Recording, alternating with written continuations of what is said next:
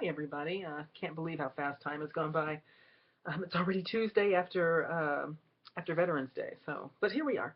Um, I just wanted to start out by saying this week we're going to be talking about healthcare and how some of the different impacts in the African American community with healthcare. And I've given you an article to read that talks about the use of race information in administering healthcare, and then asked you some questions about what you think about that. So I'm really interested in what you guys think of the article and also what you have to say.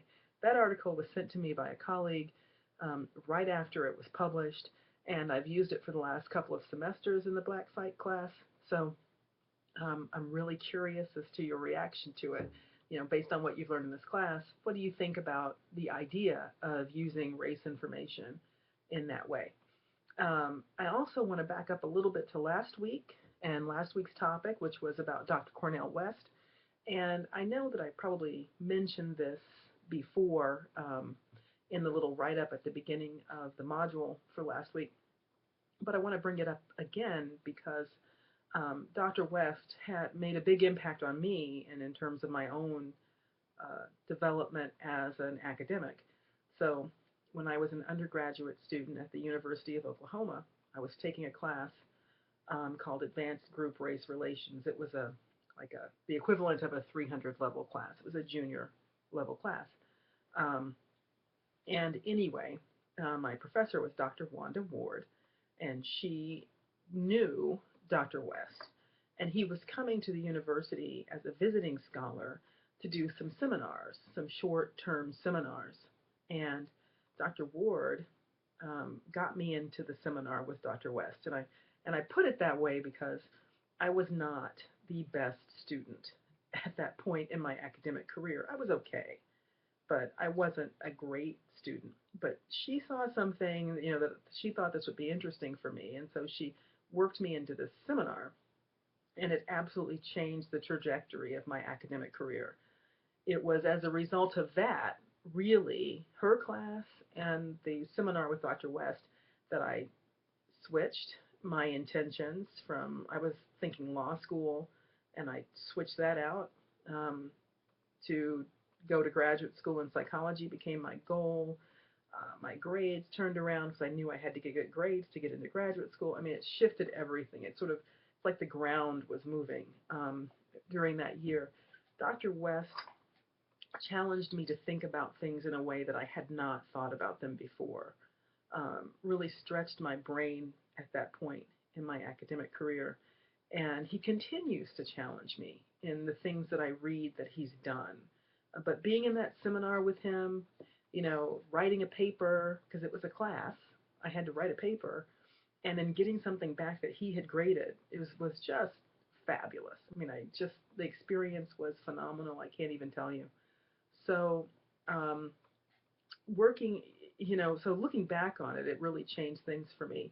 And I was really encouraged to see that so many of you were so positively impacted by his words. Now, I have to tell you that the video that I gave you to watch of his is pretty mild for Dr. West. It's pretty toned down. And, it was a diversity kind of thing he was doing. He was speaking at it's a lecture, and it wasn't as high powered intellectual as some of his other talks. And so if you Google him or search on YouTube for other things that Dr. West has done, you may find that some of his work is a little edgy. And personally, I think that's a good thing because it challenges us to think. I don't agree with everything he says or the way he says everything that he says, but he makes me think. And he makes me take a look at the world that I live in through a different lens than I normally look. Than one that's different than the one I normally look through. And personally, I think that is extremely valuable. So I hope that that is some of what you get from him. If you like that, I would highly recommend that you read the entire book, Race Matters. I gave you an excerpt to read, but I highly recommend the whole book. It is not a difficult read. He's very precise with his language, so some of the words are not words that we typically use. So, the first time I read Race Matters, I had to look up some of the words. and that's normal. You know, don't worry about it. But it's not too bad a read. There's also Democracy Matters that he wrote more recently. Race Matters is pretty dated. Democracy Matters is a little bit more recent, still a little bit dated, but more recent than Race Matters. It's a little bit tougher read in terms of the intellectual level of the book, but it's, you know, you're college students, so that's college level reading, and it's really good. He's written many books. Prophetic Fragments is the book that I read when he did the SLEP seminar when I was in college. It was excellent. So I recommend taking a look at the readings and writings of Dr. West if you're at all interested. I think any class that talks about African American issues needs to include Cornel West. I think it would be a failing if we didn't, because he is certainly one of the most important scholars in this area. There are some others. I don't mean to slight, you know, the other important black scholars, but Cornel West is certainly right up there at the top. So anyway, you have Cornel West, Bell Hooks, John Hope Franklin. I mean, there's a number of them that are things that I would encourage you guys to take a look at if you're at all interested in further interest in Black Studies. Okay, so having said that, I also want to shift gears again to talk about how the rest of the semester lays out for us. So I have posted the rest of the material for the rest of the semester is now in Canvas, and it's pretty much laid out. Some of it may not have turned on yet for you because normally I turn on the modules 2 weeks before it's due, but it's all there. The final exam is even there, but you don't have access to it yet. And so I want to be sure that I'm clear about how the final is going to work. You do not have to come to campus to take the final. And let me say that again. You do not have to come to campus to take the final. The final you can take at home or wherever. It is an essay exam. It has a time limit, and you can only take it once. So I want to be clear that you don't want to log into that exam until you're prepared to actually take it. Because once you log in and you start it, you have to finish it, or you'll just get your grade. You cannot get out and then get back in. It has a time limit associated with it, and you can only log in once. There are materials to prepare for the final that are similar to the materials that you had to prepare for the midterm exam. So just be aware of that. You will have 2 weeks to take the finals. There's a 2-week window in which to take it. And I'm pointing that out to you because what I've done is I've given you a deadline for the final that is as far into finals week as I can go on campus and still get my grades done on time. I'm telling you this because there will not be any extensions or late things on the final. It has to be taken by the deadline during finals week. If you do not take it by the deadline, it will result in a 0 on the final. So I really need you to take it. I've tried to give you as much time as I can to take it. And in doing that, I can't extend it any further, or I won't be able to meet my grade line that's issued by the college in terms of my deadline for grades, where the college says I need to get my grades in by a certain date and time. So I've tried to extend for you as late into finals week as I can go and still have time to grade those, give feedback, and do all the things that I need to do in order to get my grades turned in on time. So be sure that you take the final during the 2-week window that it is available. And I highly recommend that you take it early in that 2-week window. Don't wait till the last minute to take it. Again, just like the midterm, try to take that final earlier rather than later. And that way you don't run into some technical problem at 10 p.m. on the night the final is due, when it's due at 11:59. I mean, so don't do that.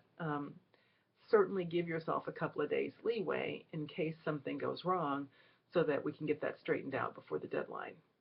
There will be no extensions on the final.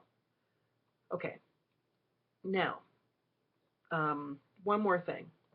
I know that this time of the semester is when things, are piling up and people are starting to feel like I'm never going to finish and this is taking too long and I'm too far behind. Take a deep breath, relax. If you are behind in this class, you can do assignments late, and I will accept them late.